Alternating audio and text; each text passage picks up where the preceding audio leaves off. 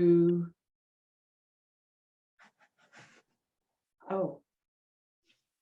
okay. I learned as a child to overcome a lot of obstacles, and I became unafraid to try things and to go for things as an adult. And consequently, I had a really very, very interesting life. So I think that having a tough childhood was probably beneficial for me, although painful. My dog is eating my poinsettia. No, eating the poinsettia. Yeah. Poinsettia. They're poisonous. They're poisonous. Okay, thank you. Kathy, what's an example of something that you did that took courage and was kind of a risk? I just jumped into things, and I encouraged my husband to jump into things sometimes that we had no idea what we were doing. But what was the worst thing that could happen? And so we did some amazing things, and I just was unafraid of challenges. So what kinds of things? Well, we started a jazz festival, for goodness sakes. When my initial career turned out to not be at all what I had wanted and other circumstances came up, I just went back to school and did something else, which was terrific. I guess I became undaunted and self-sufficient and capable. So yeah, I think it was tough, but it was useful. How old were you when your dad passed on? 1 year and 5 days. So that you don't have memories of him? No.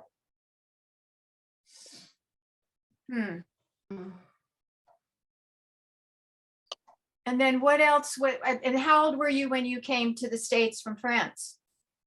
I was 10. But by that time, I had lived in foster homes. I'd lived in boarding schools. I had never really lived with my mother since my father had died. So that was the first time I really had any home, really. And that's because she couldn't afford to take care of you? Well, it was post-World War II in France. It was pretty hard for everybody. And everybody sort of did the best that they could. But you know, she was widowed at 22. And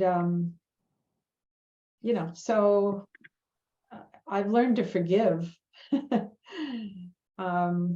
But she had a really, really horrible life. And, you know, I don't think that she chose not to have a family life with me. It wasn't that she was a flake. It was just that she was trying to survive, very, you know, pure and simply. So, and we went to live with my grandparents, but then my grandfather was a very bad boy and they divorced. So what to do with the little girl? So yeah, it was but you know, you ultimately realize when you're a small child that you can survive, and you learn to tough it out. So anyway, that's my story, and I'm you know, looking back, I'm very grateful for the skills that I developed emotionally and practically as being, you know, being on my own as a child, a large portion of my childhood. So, and you know, when we came to the States, I was a latchkey kid. So that you know, it was just I wasn't like everybody else at Emerson Junior High and Uni High, I'll tell you that. But we didn't know. It's like we didn't have any idea that it was so hard for you. Well, because as kids, why would that even occur to you? But I remember being at your house, Gail, and your mom and your dad and your sweet brother, who I named my son after, and just looking at and I know your family wasn't perfect, but thinking, wow, isn't that nice? Look at that nice house, and she has her own room, and yeah, it was. I was impressed, and of course Peggy also, who was my closest friend from the time she came to Emerson and had a really nice family life. And, that you guys sort of were examples for me. So I thank you all. As to what was possible for you when you were on your own. Yeah. Yeah. So, Interesting. it's good. How about somebody else? Okay, how about Bill? Because you're next on my screen. I think I'll relate it to when we were seniors and I decided I wanted to learn how to fly. So I started working at the service station in Westwood Village with Bob Sween, who was a half a year ahead of us. He wanted to do the same thing. So we would work at night, make money, and then go down and take flying lessons. Flying really scared me, but I had this great desire to learn how to fly and conquer my fears. And that was the one thing that I learned when flying, when the instructor would tip the plane up on its wing, and I thought I was going to fall out the door, but obviously you don't. The door's closed and you have a seatbelt on. But it took many flight hours for me to overcome the fear of flying, and finally made it. And I think that experience helped me face other challenges in life and not to let fear impede your progress towards the goals you're trying to set. So I'll leave it at that. Well, Yeah. say something about your military career. Did you fly when you were in the military? No, I volunteered to fly, but I already had a license and I had 20/25 vision. And at the time, they would only accept 20/20. But I did go to paratrooper school. That was another thing I wanted to do, was jump out of airplanes. But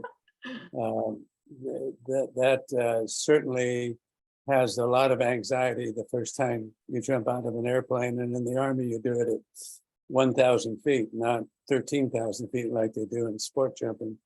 So you only have a few seconds before you know whether or not your chute's going to deploy and you're going to safely glide down to ground. And those chutes are so fast that if you land standing up, they would court-martial you because you probably break a leg, if not your back.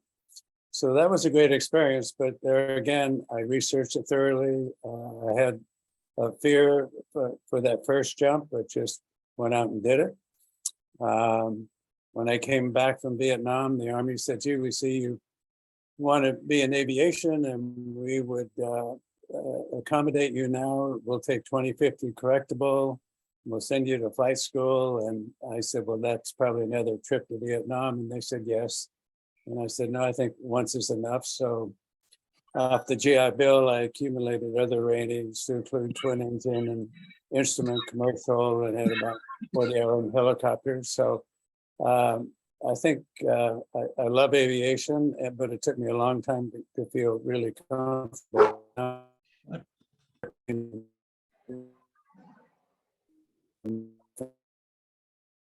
You're breaking up.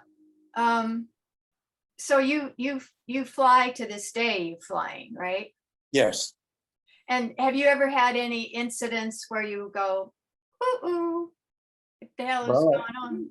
No, I did. I had one serious accident where I was flying in the backcountry of Idaho and with an instructor, and the instructor got us into a box canyon. So was too narrow to make a U-turn, and I was below the canyon wall on the right. Couldn't out climb it going straight ahead, and I gone to school for backcountry flying, and what they teach you if you're given the opportunity is go for treetops, and in fact Do what? Pardon? fly to the treetops. Oh, And it just so happened on my left side, there were pine trees about 60 feet tall. And we were right at that level. So I told the instructor, we're going for the treetop. He said, yep, you're right.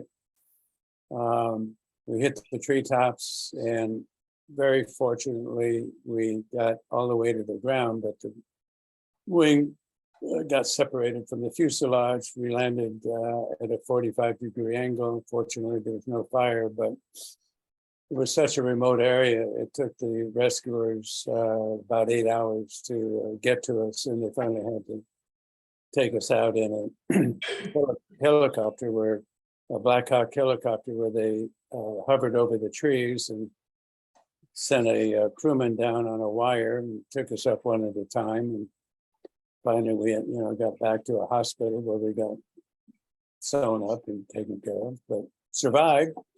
did you And, have injuries from the impact? I had a lot of lacerations and bumps, but very fortunate. In an accident like that, you could have had a fire. You could have gotten impaled by a branch coming through the windshield as you're descending through the trees. A lot of things that could happen, and it was just very, very fortunate.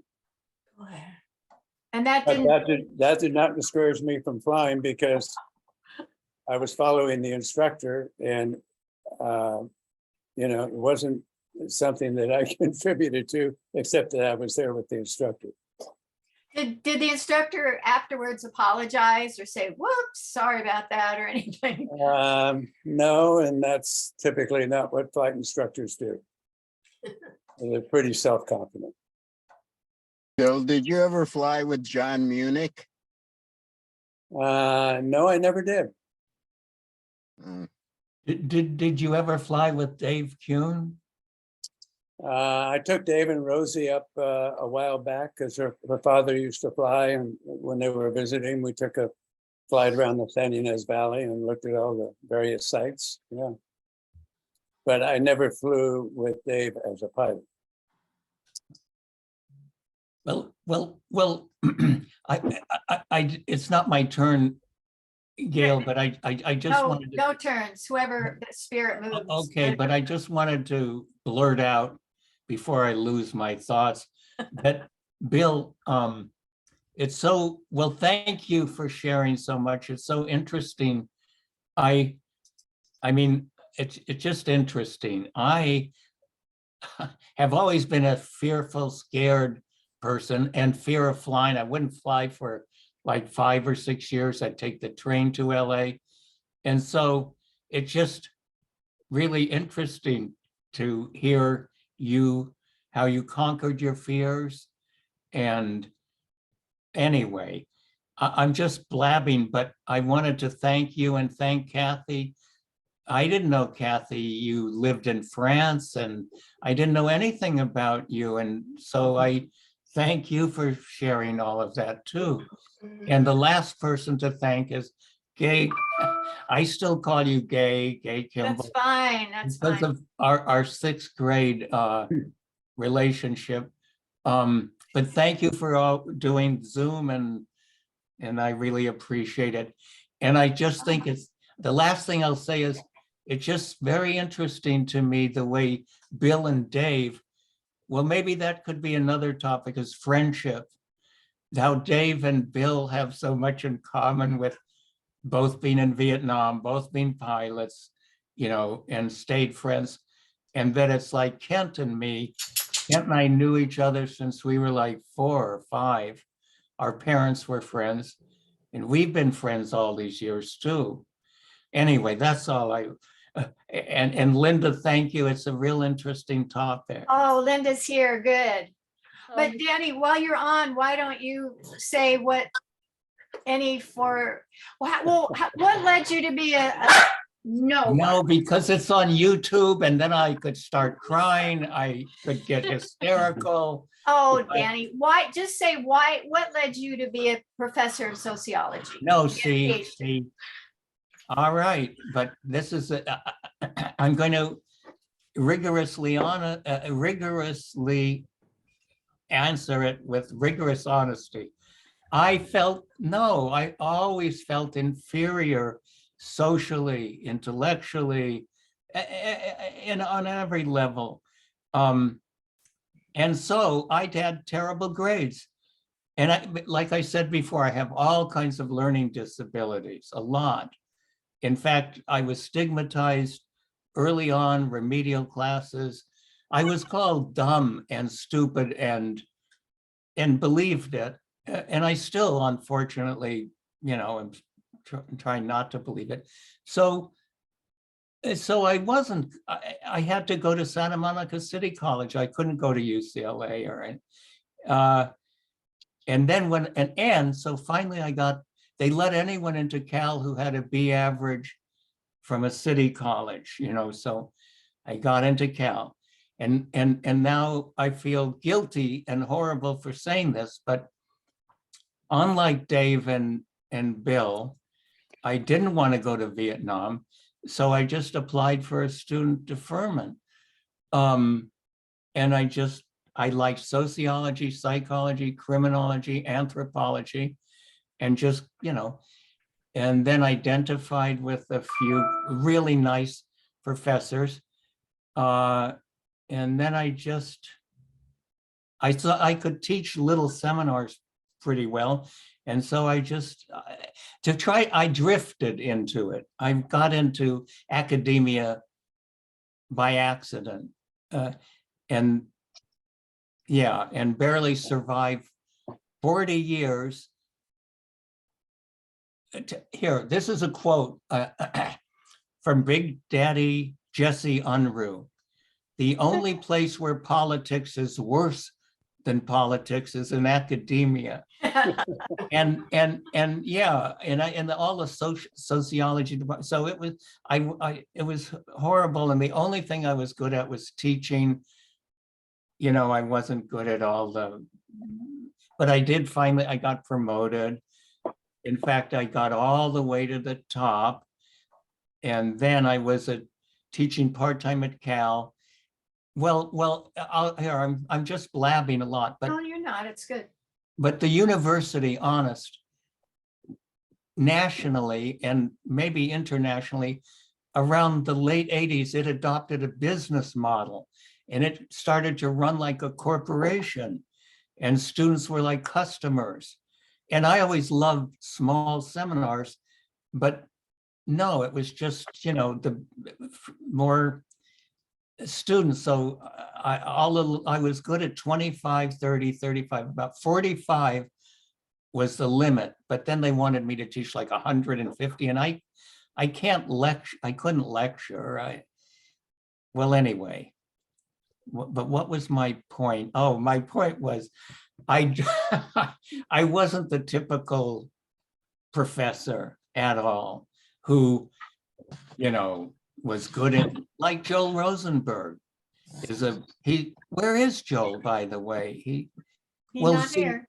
because he was intellectual even in, junior high. And so but interestingly enough, Joel and I have remained friends all these years too. Anyway, I hope I answered the question. Yes. Okay. But I think, Danny, it's really important to share that, because there are other kids who were labeled as stupid because of a learning disability. So it's really good to see that, oh, look, he was a professor at Berkeley and people thought he was dumb. So yeah, that's a big contribution to make. Thank you. Ken, Can I just say one thing? Is that Ginny? It's Kathy. Danny, I'm so surprised to hear what you have to say, because I can distinctly remember walking home from Emerson Junior High School along Santa Monica Boulevard and thinking how cute you were. And it never occurred to me that you weren't really whip smart or anything like that. I never experienced you the way you describe your feelings about yourself when I knew you in junior high. And it's fascinating how we punish ourselves, isn't it? Yes, yes. And it's Well, also, and accept authority from experts who say, oh, you should be in a remedial class. But they're grown-ups, they're educators, I guess. yeah. And it's interesting, Kathy, how our self-concept and self-perception often doesn't correlate how we think others perceive us. So Hmm. it's all Linda's fault for bringing up this topic. It's a good one. It's a really I good know, one. no, I know. I thought know it's a because great one. you were kind of a boyfriend of mine, that you would think so highly of yourself. That's all. I thought highly of myself. I thought you would. Oh, Because you were her boyfriend. Yeah, Oh, you had oh, to. I mean, because- because I would have to. Too. oh, Linda, I'm sorry. You helped my self-esteem. Yeah. That's right. What grade was that? What grade was that? Like 11th graders? I think, Was it when I went to with your parents that summer right, that's right. up to and I Yeah, know a remedial no, school. that's a top school. And a lot of kids in this neighborhood that I live now go to that school. Mhm. Well, Okay, thank you, Linda. Linda, while you're on, why don't you answer your own question? What were your Yeah, I wasn't. precursors? The other people were kind of making it into these great things. I just thought of a couple incidents in school. I thought in the 6th grade, the whole year, I was the bell ringer. I had to leave class early. I had to leave lunch early. I had to come in early from the playground for nutrition and lunch. I had to, anytime there was a bell, I was down seeing, there's like light switches. I was in the office downstairs pulling those levers for the whole year. And I was watching my clock, my whatever, I don't know. I had something. I was always watching to make sure that the whole school wasn't late or early or whatever, and so every, if I was out playing, I was conscious that I had to leave. And when I think back, I thought, why did they pick me? They could have picked anyone in the whole school. What made them pick me? I mean, I never thought about it then. Just a second. You were the personality that was responsible for your 2 younger brothers. You took care of them a lot. So you must have just kind of vibrated I just that. got a new landline.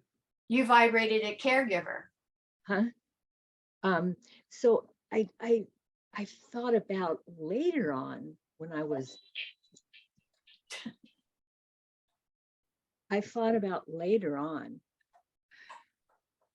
somebody wants me to pay something. So what was it? And I thought about later on, what qualities did I have that made them so sure that I could do that job? It was a big job. It was a big responsibility to carry every day. And so I thought about that, and I know that at home, I had so much responsibility. Almost, my parents were working. My dad had the grocery stores. My mom worked in the grocery stores. And I was almost raising my brothers, my two younger brothers, quite younger, 6 and 8 years old, younger. And I was like, I had like dry the dishes, wash the dishes, sweep the floor. I mean, I wasn't like Cinderella. They didn't, but I had so many. I remember Ellen Newman's mother and Karen Mockner's mother at different times took me aside and told me I had to talk to my mother. This, and my aunt later on in life talked to me about it. I had to talk to my mother. This isn't a way for a little girl to live. But I didn't know any other better. And I thought it was okay. But I couldn't go to parties. Sometimes I couldn't go to the Bay Theater on the weekend that everybody went to because I had babysit. I had so many chores at home. And I think I was just used to responsibility. And maybe somehow, I mean, I just, it never occurred to me. I remember when I joined the drill team, my mother didn't want me to join it because I had to stay after school sometimes. And I think that maybe there is, it read, and as a grown-up person through my whole life, being responsible, carrying through, being successful that way is such a part of my life, almost to, I don't want to say a fault, but sometimes I look at my life and I would have liked to have been a little bit more loose. And I could see that me, and they saw that in me. They weren't going to have somebody do that who couldn't do it. So I think that was a sign of who I was going to be. If you told me to do that, I was going to do it. When you went to Berkeley, did you have a sense of freedom and could kind of kick up your heels? Yeah, it was really nice. It was really nice. And then, of course, I went on the peace marches and did everything I could to get all that, but I wasn't totally, because I didn't feel sexually free. I was really hung up there. Oh, my cat. Can you hear my cat? I was hung up in ways that I wasn't, I had a couple of roommates that were much more freer than I. So when I look back, I lost out on some things because I was still rigid, but definitely an improvement. And I got out of there. I did. My parents didn't want me to go away. They didn't even know I applied to Berkeley. Wow. And when the dorm thing came in, I had decided which dorm I wanted to be in, and I made my mother. I wanted to be in the take me down to the post office that morning, Right. and I stood and waited for the mail to come in. Yeah. So I could get the letter and send it back. Yeah. Before, but those were the days when it cost $9 a unit to go to Berkeley. So, but they didn't even know I applied for that school, because then, it wasn't like now when you apply. Now you have to give your life's, your blood. I think when my kids went through to apply to college, oh my God, then it was just filled out some part, Take the SAT.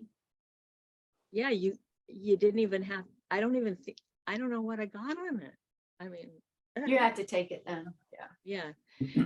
So What was your major at Cal? English. Yeah, English lit. but I just think, and then there was one other, okay, I already took enough time. That's it. No, it's fine. But I think that showed me the paper. I thought, you know, and that's right. At Berkeley, I could still feel it, but it was better. A lot of us had that good girl, bad girl vision of life, and it was kind of rigid to be a good girl. So you were not the only one. Okay. Let's see. So Kent said wanting to be a cowboy. So John, what about you? What were the precursors? Were you an art lover as a boy? Oh, well, speaking of precursors, before I start talk, Fred Marks died since our last meeting. He was What did you our say? friend went through. Fred Marks died on November 20th. Oh. He'd been very ill for over a year, and he had been bedridden for a stroke, and he developed like heart problems and kidney problems. So he and I were talking quite a bit in his last days and months, and so I'm sure you all remember him, and he was quite a character. Some night when we do really interesting characters we knew at school, I could talk about Fred Marks, you know. So were you an You art all lover? remember him, I assume. Do you remember him? I don't. Anybody? Danny does. Yeah, Freddie Marks. He was married to Melanie, wasn't Yeah. Yes. he? Yeah. They had a daughter. Yes, she's really a great person. Yeah. Sissy Fairchild. And I got to meet her once when I visited LA in 2019. And so I gathered there'll be a memorial of some kind. I haven't heard yet, but I hope I do. I mean, I wouldn't be able to attend if it's in person because I'm on the East Coast, but so Freddie Marks. Yeah. Okay, how about your precursors? Well, I know I had a whole big precursor. I lived in a small town in New Jersey, northern New Jersey, called Denville, New Jersey. And it kind of looked, especially, you know, it had a little village, which has been kept intact, and all the kind of urban sprawl has built up that they've managed somehow to keep the initial village. And I lived in one of the areas surrounding it, you know, by a river, and a house I'd always missed. And so that was for about 7 years. And I always think about the whole thing with childhood, you know, when I listen to Charles Ives or things like that. I always miss Denville, New Jersey, you know, and the season changes. And we left there and came to California in 1950. But there's one event, I guess, I mean, I can talk about a lot of events, but it seems I'm always talking about the same thing, you know, and a lot of people have heard them. But one I don't think I've mentioned, I don't think Dan Hayton has heard about it. But maybe, I don't know. But I had tonsillitis. I must have been 6. I think it was before I was 7. And I was in the hospital with it for, I don't know, 2 weeks. And then I had to sort of recuperate. Now, up to this time, you know, with all the kids in the neighborhood, we always played the games that I think most of the kids were of my age. I mean, it was as sure you all remember, there was the age of Hopalong Cassidy and Roy Rogers and Gene Autry, and we all had cowboy hats and cowboy outfits, guns, And it seemed we were playing things that were kind of like movies, remember how, and though it didn't have plots, what we didn't have any plots, somebody would get shot and get up and say, oh, I'm a new man now, But anyway, when I got out of the hospital and was able to go outside and play, the neighborhood kids were all playing baseball. It was set up in the street, so the kids were playing softball or baseball or something. And I don't know, it just didn't say, I didn't think childhood was going to go that way. I thought that our play was going to go where we'd be playing things more like cowboys or cops and robbers or war, but they would have plots to them, like movies, and we keep the same characters. But it just wasn't like that. So I don't know, that ties in with then when we left New Jersey, it seemed I was going to a lot of different schools. I would start things like we drove out to Los Angeles and we lived in Woodland Hills. So I went to Woodland Hills Elementary for a little while. Then we went to Chicago for a while. And I went to Eugene Field Elementary School. And then when we got back here, we lived in the San Fernando Valley. I went to Dixie Canyon Avenue School. Ronald Parker went there too. So then at B7, I entered Emerson. So I guess I continued what I wanted to do in Denville, that I started acting out kind of like plays and movies in my room always. I got used to playing by myself because I was always new. And that really affected me a lot. Now, when I got to Emerson, this was in the B7, it was all new. It was like a mythology. I didn't know who was who. I mean, everybody was brand new. So I sort of took everybody like a new experience. And I mean, I didn't really, but I mean, I've been through this with whole classes already in like, what, 3 other schools, 3 other schools. And starting from Denville.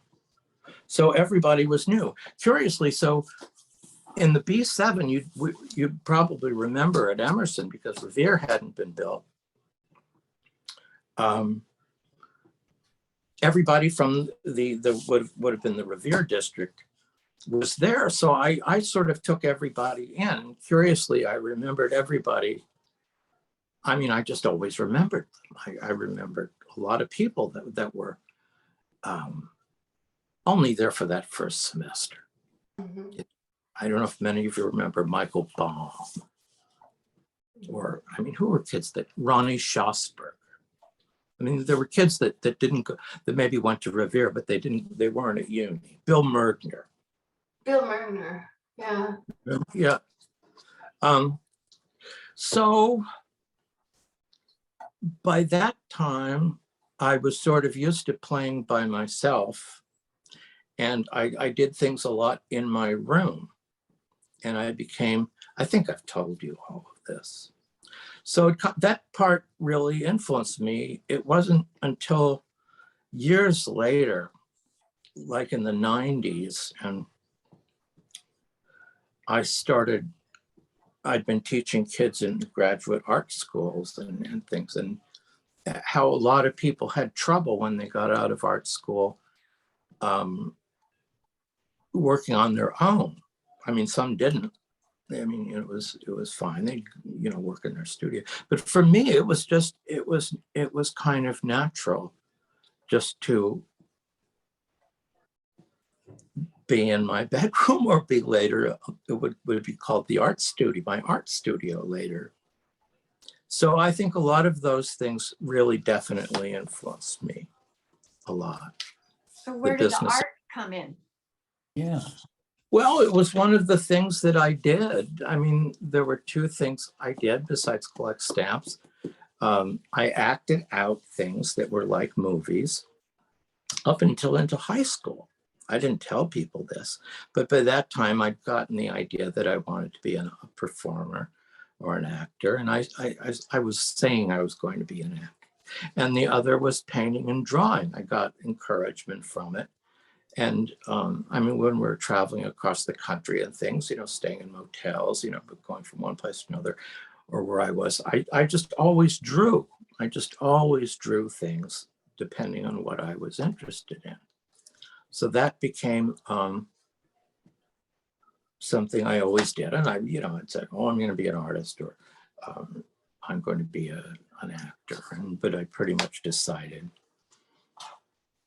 being an artist, I didn't put it this way, but I did in a way that being an artist was more like my practice of being alone in my room. But I always, or in a studio, but it started to occur to me, I mean, I was not good. I wasn't really of the extroverted personality that would want the actor's life and the business of obtaining roles and things like that. I couldn't play Hamlet in my bedroom. Though later I saw people that did things like that with movies, you know. John, I'm sorry to interrupt, John. I just wanted, I have a telemed appointment at 5, so I have to leave, but I'm sorry, John, I'm interrupting, but I just wanted to tell you that I think your hair, you look, you could, you look, whether you became an actor or now you're a famous artist, you look the part. Yes, you look like either an actor, a mad scientist, or a very famous artist because of you. But I'm sorry. I'm sorry I have to say goodbye. Thank you, Danny. Bye, Danny. Thank everybody. I'll see you soon. Bye, Dan. I'll talk to you soon. See you. Okay. Well, I don't think I could have punctuated that story any better. Absolutely. Thanks, John. Okay. Jenny, it's you. Yeah. For your precursors. Okay, well, thank you. Yeah, I've got to get going too. First of all, it's so great to see Kathy. I haven't seen you since I heard the sad news of your husband passing away. And I must say, listening to your story, I had no idea. I knew you were born in France, but I didn't know all the turmoil you went through. And I'm sorry for that, because my childhood was so different than that. But another thing, I didn't realize that you came to the States when you were only 10, because you had no whisper of an accent at all. I mean, you just fit right in. And, you know, for all I knew, I mean, like I said, I knew you were born in France, but yeah, you just fit right in so well. And Linda, I wanted to tell you, I always envied you because I wanted to be the bell ringer, but I was not near responsible enough to be the bell ringer. In fact, one time, remember we had, well, you probably never went to summer school, but I went to summer school one year with Miss, well, I want to say it was the year that I was in Mrs. McKeever's class. And I think it was Mrs. McKeever where we rang the bells if we were in her class, or we could, because that summer I was the bell ringer. And I loved it. But I didn't have a lot of responsibility at home either. I don't know. My mother was like, I think of her as the best mother in the world. And she would do the dishes. She wouldn't, she was just a very kind person. And although I think children should have responsibility, I think it's good for their character. I really didn't have anything I had to do. It probably would have been better if she had been a little harder on me, but she wasn't at all. My brother and sister and I had a wonderful childhood with both of my parents. Let me see, and John, Bill Mergner. It's kind of funny that you mentioned his name, because I thought about him just the other night. I thought about him. Yeah, because, and I don't even know why I did, but I lived very close to Brentwood School, and very close to Sam Hathorn, and of course my brother and who else was in our, nobody in our class. Well, Roger Hunt. see, Roger Hunt didn't live in the, I mean, he lived on the other side of Brentwood School, where Sam and I lived on the north side, and then Dee and Sherry were on the north side of Sunset, and Linda was up in the mount, I consider the mountains. But we'd always passed Bill Mergner's house. And I shouldn't even tell this because I don't know who was joking about Bill Mergner because his initials were BM. And I remember in grade school, the guys were laughing about, and maybe it was Bill himself that was saying, you know, I'm BM. You know, I don't know. I mean, I think, you know, our bodily functions, that, am I making myself clear to what BM, what we joked about? So anyway. I was called Four Eyes because I had glasses. Okay. Yeah, we all had great names, but I don't even know for sure what the topic was this time, but I'm assuming something that happened in childhood that influenced you in your later life. And I don't know, except for my mother, she was such a role model to me. And so I always wanted to grow up and be like her. And I think I've succeeded in that I've had the family and being a mother and now a grandmother and everything. And Linda, I remember your mother so well too, because one time she was driving and she was such a sweet thing. I can't imagine her giving you lots of chores, but I always thought of her as this, and she was rather small, wasn't she? Because I remember her and driving with her, because it seems to me she was kind of, now I'm maybe talking out of class too, but kind of a tentative driver that was, I don't know if it was just that one experience, but she seemed to not know exactly which way to go sometimes. Maybe because I was sitting in the back seat or something, I don't know. But anyway, I'm sorry, but it's almost 5 o'clock and I have to sign off. But Jenny, wait. Could I ask you very quickly? I want to say Jenny, one do you thing. know what? I remember your mother so much. I wanted her to be my mother. Oh, I remember her to this day. You did have the perfect mother. I was a little ashamed of my mother in certain ways. Oh no! Oh, don't be. Girl Scouts, she would bring raisins, and all the other girls' mother brought cookies and cupcakes and everything. But your mother was so nice to Yeah, she was. They called her the donut lady around our neighborhood because she'd buy donuts for all the kids. When the Helms, my mother would never do that. And yes, John, did you have were you? I just wanted to know if Ginny knew what happened to Bill Mergner. I know he went to the B-10. I'm sorry, what did you say? If you knew what happened with Bill Mergner, I never. No, and that's what I was B10. wondering. That's what brought it to my attention, because I just remember walking home along Bundy, and I could even remember the house that he lived in. But it didn't even occur to me because I was thinking about that and thinking, you know, I wonder what happened to him, because I didn't remember him in high school. He was there only one semester. Oh, was he? Yeah. Yeah. And I was one semester at Emerson because I was part of the Paul Revere. Yeah. Emerson. Yeah. Emerson. Yeah. Anyway. Okay, Jenny, Great, thanks. thank you. You Yeah. have to go. Okay. Bye, everybody. Bye. It's good to see you. Bye. Peggy, could you say hello? Oh, Peggy was on there too. Yeah, I but don't she's see her. hiding. I don't see her up there. I wish I could stay longer. Bye-bye. Bye. Yeah. How do I sign? I gotta go too. It's a good time to, are we all done? Is everybody? I have my little things and. Oh, Peggy. yeah. I want to hear about you, Gabe. I really do. Yeah. Well, let's I hear will, and about you. Peggy will. Yeah. Okay, so, I'm not sure she's on anymore. okay, so what I remember is in 4th grade at Warner Avenue, there was excuse me, an English girl who was kind of blubbery and runny nose, and she was treated really poorly. And the Christine teacher, Glasspool. yeah, I wasn't going to say her name, but that was Oh, I'm it. sorry. And the teacher asked me to go out in the garden to be with her because she knew I would be nice to her while she talked to the class about being nicer to Christine. So I think that's been a theme of my life, is being a champion of the underdog. So my books are about people whose voices usually aren't heard. So that was one thing. And I was really proud of it. I didn't feel like, oh, I'm weird that she picked. I was really glad. And then 6th grade, Danny and I won all the East Coast swing dance lessons at 10 Raiden Studio. And I'm still dancing to beat the band. And some of my dances are on YouTube.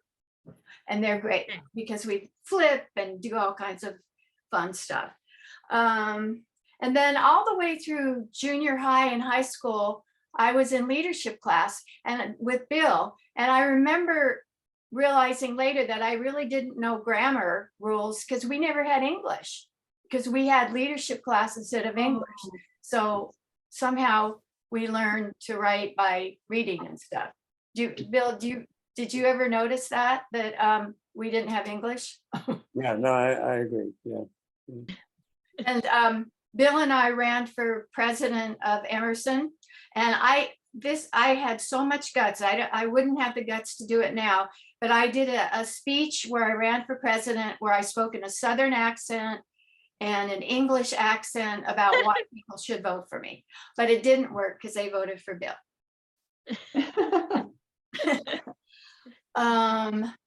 And I did a 7th grade paper on Queen Hatshepsut, however you say it, an Egyptian pharaoh woman, and then that led later to that I taught women's studies. So those are my led to what? teaching women's studies. I mean, that was part of the speaking the voice of people who aren't ordinarily heard. Peggy has disappeared, I guess. So that is everybody. So thank you. And we will see you in January. Great.